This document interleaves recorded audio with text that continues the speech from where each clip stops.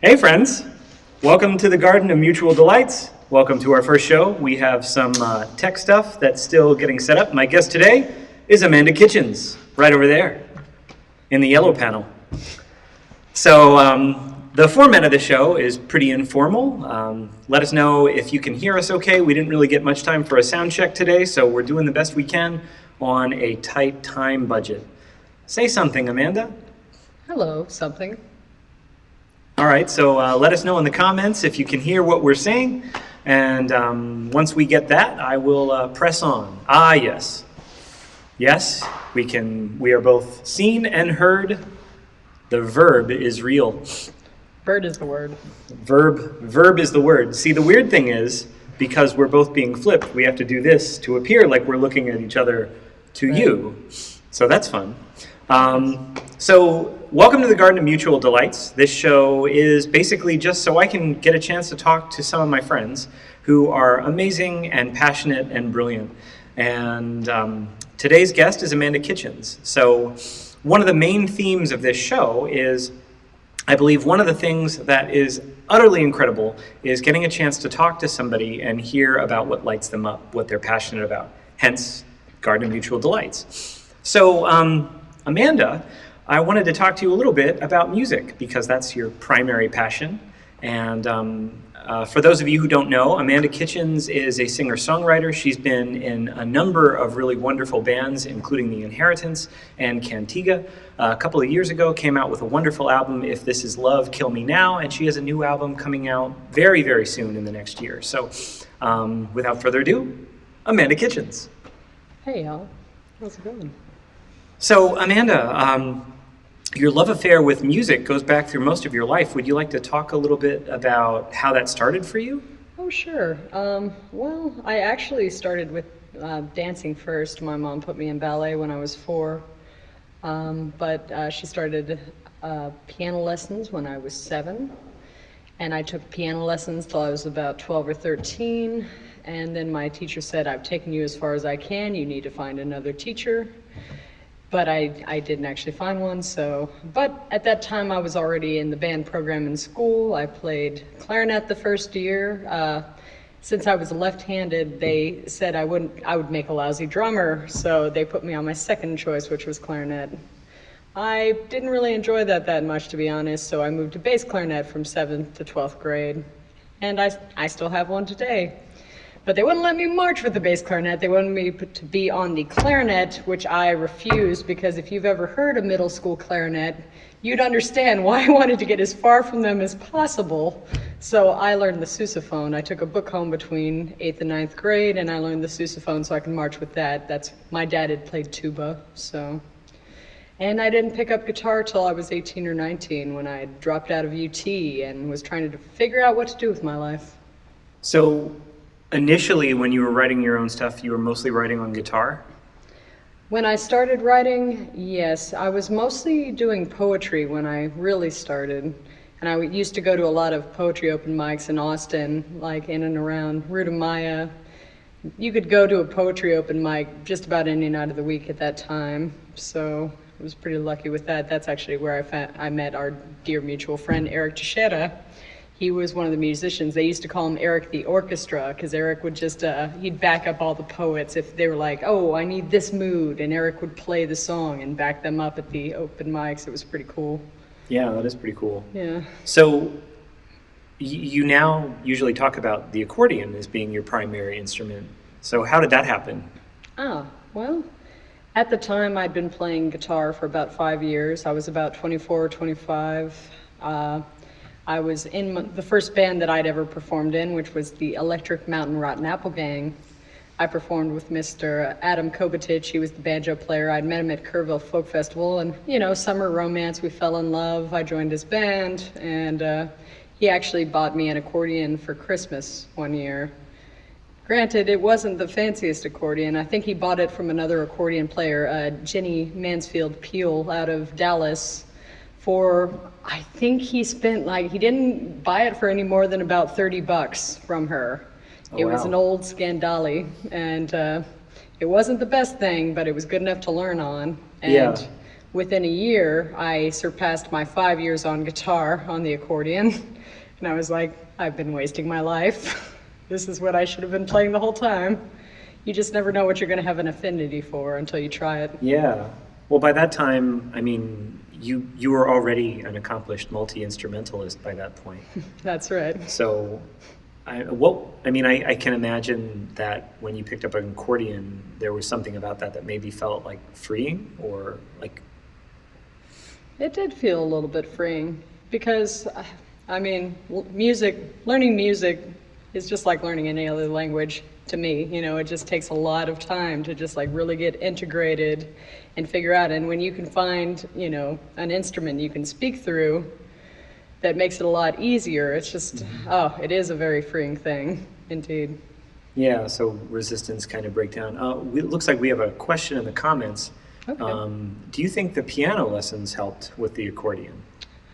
I really believe they did. They definitely helped the right hand and the left hand as well in a way, even though on the left hand, on my accordion, which is a full size, there's 120 bass notes. Now the top two rows are they are bass notes, and then major chord, minor chord, major seventh. So with the touch of one button, I can do the work of 3 fingers from the piano. However, like that knowledge of chords did definitely help in that side. But this side on the right hand that plays all the melodies, that's just the same as the piano. The only difference really is the spacing and the tension. So once you get used to that, I call the left hand of the accordion the great leveler, because, you know, any piano player can walk up to an accordion and play that right hand and they'll be fine. Left hand, we're all beginners.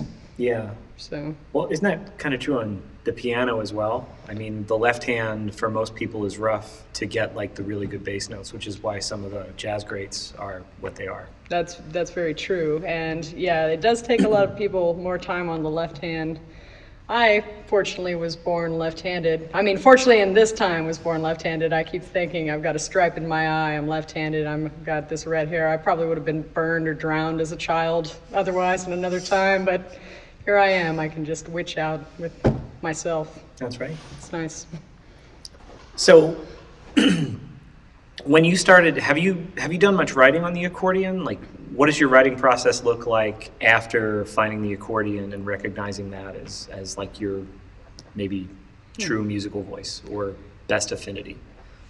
For me, I just I can't, you know, I don't really have a regimented process with how I write. Sometimes I don't write for a year, and sometimes I'll write several songs, like, you know, 12 to 20 in a year. Yeah. It just, I can't necessarily know when inspiration will come. So I keep all the instruments around. I'll often write on the guitar, even though, like, let's say on If This Is Love Coming Now, I have one instrumental piece called Nodessa that's on the accordion. I actually initially wrote that on the piano. However, accordion just made more sense, and that's what I play live anyway. So logically, that was the way. But sometimes you'll just be sitting there and practicing, and I think it's good when you're, you know, starting. Like I don't know if this happened to you as a guitar player, but that also sings very well. I learned a lot of cover songs when I was growing up, and I felt like this was a good way, like just playing things that really speak to your heart. Mm-hmm. It makes it easier to kind of try to find your own voice. It's like, I think, so. Well, kind of on that note, I mean, what were some things that you were playing when you initially picked up the guitar, and what was really speaking to you in that moment? Mm. I was very inspired by the work of Patty Griffin growing up, because I had heard that she'd also gotten a late start. You know, sometimes you meet people that started. I've got a lot of really awesome musician friends that started very young and just kept up with it. Mm-hmm. I had a nice big break in the middle, and I kind of regret that in some ways. But she didn't, I don't think she started performing out till she was 25. And so I was younger than her at the time. Right. So that was very inspiring to me to hear, because I really loved her songs and her lyrics. So I covered a lot of Patty Griffin growing up. And, you know, some Beatles, and yeah, I think I did a Ween song or two. Hey there, Bucks County. Yeah, I did a Bob Schneider from the Scabs. Yeah. So when you picked up the accordion and started digging into that, I mean, obviously there's like a whole other repertoire that suggests itself once you pick up a different instrument. So did you find that the kind of things that you were learning or playing or were drawn to changed at all once you picked up the accordion? Definitely, absolutely, because at the time I was playing in a bluegrass-ish band. I mean, we did bluegrass, but it wasn't incredibly traditional, and we'd often change things to minor keys, so it would be like creepy. Yeah. You know, I like that. It's fun. However, once I did pick up the accordion, I had a bit of a synchronicity happen because my boyfriend at the time and bandmate had gone on tour with this band called That Damn Band, and they also perform as a group called the Mazel Tov Cocktail Hour, and they do a lot of Jewish music. When he came back from that tour, he had all these Jewish melodies that he had learned with them, and he started teaching them to me. And I was super psyched about it. And I was just like, oh, wow, this is like really fun to play. It's not, to me, I know a few major melodies, but for some reason the minor keys really just feel great on the accordion. So it was like, oh man, this Jewish music is very fun to play. And that's about the time I met my friend Bruce Salmon. And oh yeah. Yeah, he also at the time was playing with That Damn Band. So it kind of worked out, and we were both in a place where we were just thirsty to learn this music, and our bandmates were not quite as driven, so we actually started working together as like a study group where we would just pull out a book and like, oh, what's this one sound like? And we try to figure out these odd meter things together. So it came from a true passion for music. Yeah. Yeah. So as well, I mean, a lot of the music that suggests itself to the accordion isn't like a standard minor. It's often like a melodic minor, and yes, like can be really modal too. Choose your own adventure. We've got a comment from House Elf 1 saying, when you play those type of songs, you can it's obvious that you love it. Oh, well, thank you. I very much do. I married music. Oh, That's yeah. Yes. Tell the good people how that happened. Well, I'm going to have to tell an edited version of this story. Fair enough. However, on October 13th of 2003, I was in San Marcos, Texas, and I was with some of my friends, and we were hanging out, and that night I just resolved I'm marrying music. That's it. I'm going to marry music. And we'd been partying, you know, having a good time, and I had thrown a guitar on my back, and we were walking around San Marcos, and the trees just looked beautiful that night, and everything was amazing. And a police officer comes by, and he was like, "What you kids doing?" I'm like, "Just taking a walk." He's like, "You got a guitar on your back, you know how to play that thing?" I had not been playing guitar that long. I was not necessarily completely sober at the time, and I was just like, "Sure." And somehow, even though I was still very green at music, I made it all the way through a version of Rocky Raccoon, and I'm pretty sure that's what saved us. He was like, "That sounded real nice." And he drove off. And afterwards, my friend immediately fainted. He'd been so nervous the whole time. That's some timing. Yep. So I think it was just the power of my fresh union that let me get through that song.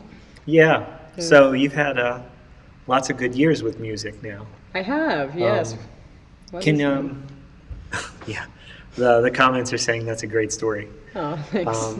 So one of the most recent fruits of your marriage with music was If This Is Love, Kill Me Now. Can you talk a little bit about what went into writing and recording that album? Well, that was truly a great process. I have done one other solo CD, but that was in 2006, and it was basically just me and my guitar. So trying to take on a full-on record with, 12 plus players on it was a handful, to say the least. Plus, the songs that were for the record had been written from a range of when I started. I think like one of the first ones that's on there was I wrote in 2004. Okay. Up to 2014 or 15 when we actually started like envisioning and recording. So it was quite a range, you know, because I didn't actually start playing accordion until 2006. So there were a lot of different things that happened in my life in between there, including falling in love with the music of Eastern Europe and all of that, you know, and that ended up flavoring. So it's like, I don't know how to make sense of all this. I don't know how this is all going to fit on one record. And my buddy, Dr. Sick, out of New Orleans, I met him in Austin. I actually met him at the Kerrville Folk Festival when he was playing for the Asylum Street Spankers.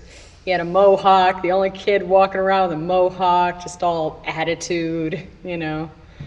But a few years after that, you know, he's always been a little cocky.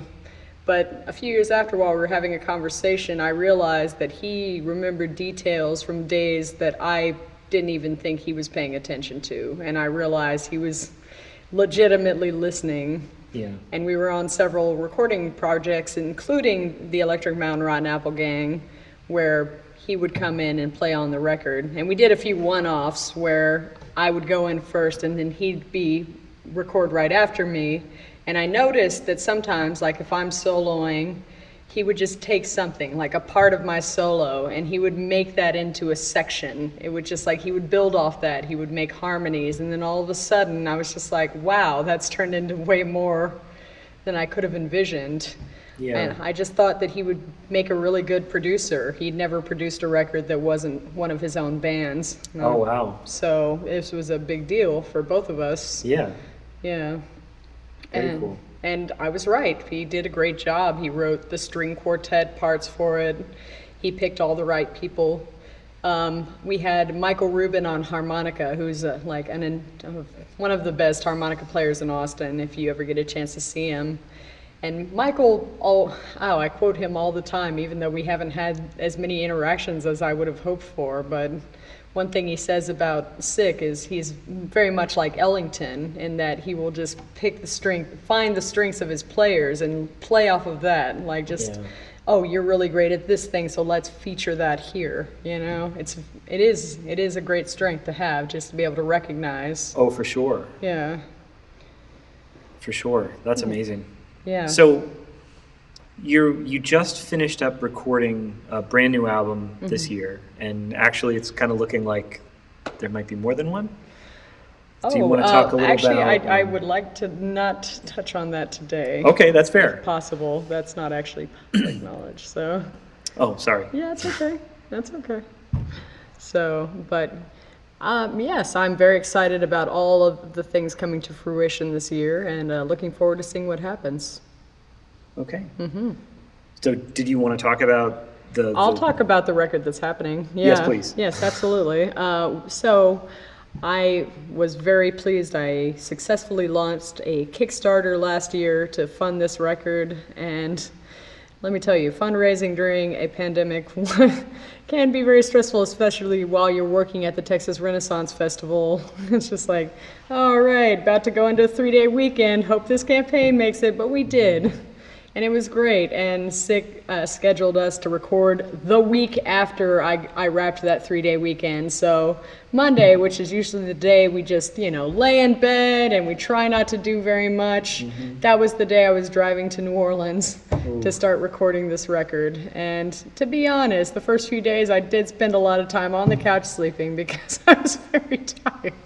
But I had a killer band in there. It was like some world-renowned artists from New Orleans, all that Sick had known. We have basically the same 5 people on all the tracks so far. Oh, that's great. Yeah, because they're all multi-instrumentalists. My bass player also plays trombone and trumpet. He's also a fan of world music, and he also plays cornetto and stuff. Oh, wow. He met Al Coffrin at Pinzik one year and has his book. It's pretty crazy. And then my drummer, Tiff Lampson, She performs a lot. Her band is Givers, but she also, she's played drums for Peaches on tour, so she's really gotten out. And then the piano player, he plays with the Revivalists. He is incredible. That is Michael Girardeau.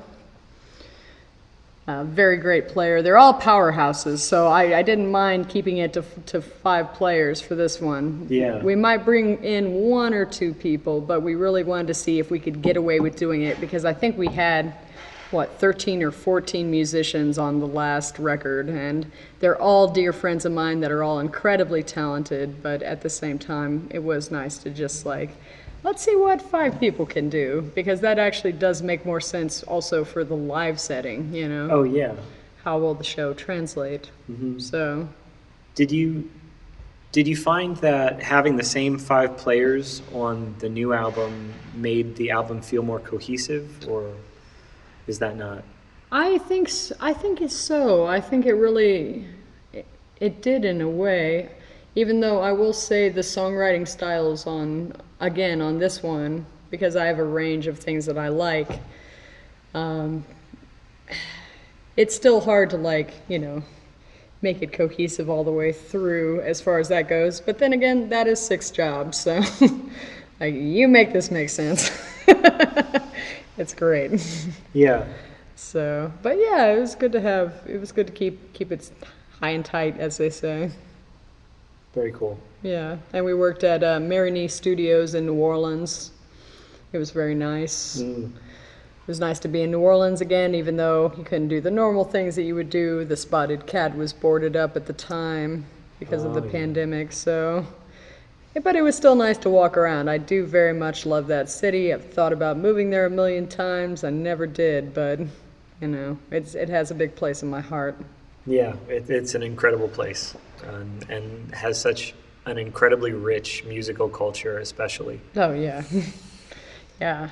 I was barely playing guitar the first time I went there, too. I went to volunteer with my buddy Oliver Steck after 2006, or it was in 2006 in February, after Katrina. Mm-hmm. I'd never been to New Orleans before. He was like, hey, I'm going to go there and help gut houses. You want to go? I was like, oh, I'm just moving to Dallas. I don't have anything else. I just finished house sitting, so not a lot happening right now. So I was supposed to just stay for a week, but there was just so much that needed to be done there, and there was no real pressing thing getting me to go back, so I ended up staying for 2 months. We were staying in a gutted out church on Pauline Street, but then eventually they, over spring break weekend, they went from having anywhere around 100 volunteers to 1,000. Wow. And the first week I helped gut houses, and then after that I started just, working in the kitchen, helping to feed the volunteers. So we were cooking under tarps, in these outdoor on propane. They didn't even have anywhere good to keep the food when I went there. It was all ice chests with no ice in them, and thankfully the head chef at the time was a vegan, because otherwise I think a lot of people would have gotten sick. Oh, for sure. Yes, but by the time I left there, a refrigerated truck had been donated. And so they'd really cleaned it up at that point. But yeah, cooking for 1,000 volunteers in that situation. If you haven't tried it, you haven't really lived. That's a very special challenge right there. Yes, it is. So, did you find that experience of being in Katrina, in New Orleans right after Katrina, did that help to inform any of your creative process at all, or? I really think it did. Most of the city didn't have power at the time. There was still a barge in the middle of the lower Ninth Ward. Mm-hmm. It was just, oh my goodness. And so many nights, we worked so hard at the time. Sometimes I'd be cooking 3 meals a day in there just because it needed to get done. Sometimes if it's a volunteer situation, if you're there for a week, you're a veteran. That's right. It's where everything is? Oh, priceless. Yeah. Great, because you're always having new people in there. It's like, okay, Garlic Army, go! But, so at night, we try to, none of us were rich. We were just, thankfully food had been, donated, and we were eating that. But we'd scrape together a little money and get a six-pack and go sit on the levee and play songs. It was a really beautiful time, and I don't think I'd even been gifted my first accordion yet. I think that was that Christmas that year. Oh, wow. Yeah, so it was, yeah, formative years. Very cool. So, thinking a little bit about the contrast between the first record and the one that you just finished, how was that experience of writing? Because you said that you had like a good run of years, like almost 10 years of solid writing. So you had maybe a lot more to pick from going into the first album? Yes, and I think I demoed quite a few songs for that one as well, but I can say that for this last one I demoed at least 17 songs, and a few of which are on my SoundCloud that didn't even get put on the list. So there were plenty to choose from, which was really nice. Yeah. Yeah. So yeah, if there did happen to be another record, then there'd still be plenty for that too. Don't know anything about that.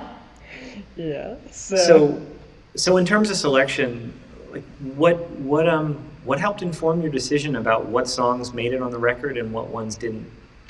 Well, I really left that up to Sick in a way. Yeah, I mean, all of the ones that I demoed were ones that I was like, I'll be happy if any of them make it on, or none, you know. It's kind of, again, a choose-your-own-adventure scenario. What do we want this to sound like?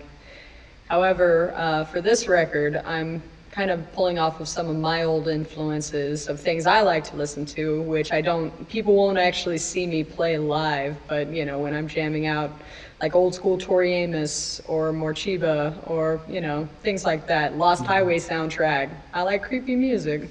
Creepy sexy is like really kind of where I live. That's my happy place in music.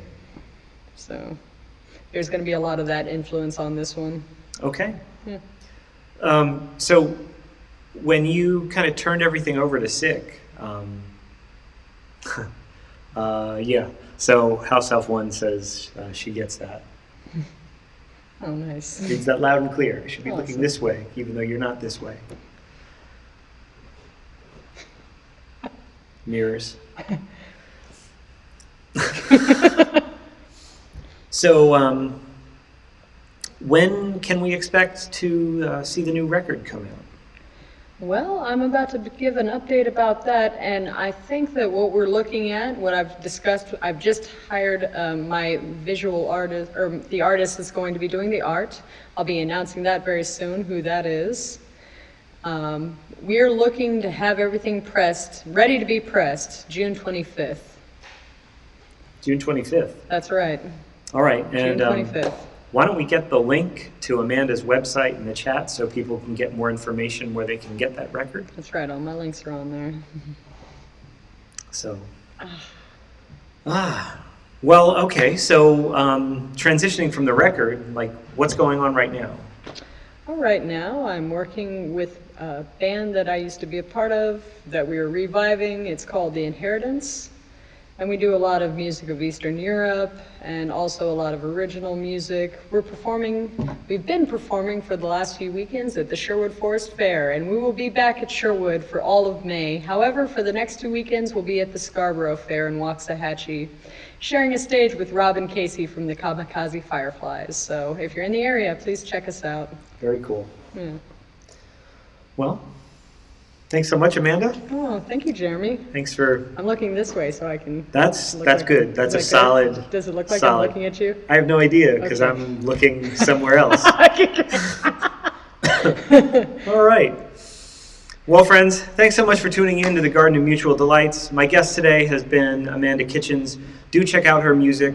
And if you're anywhere near the Scarborough Fair for the next 2 weekends, do go and see her with The Inheritance. It is an excellent show. And if you miss them there, don't miss them at Sherwood when they're back here through the month of May. All right, friends. Till next time. This is the part where we go.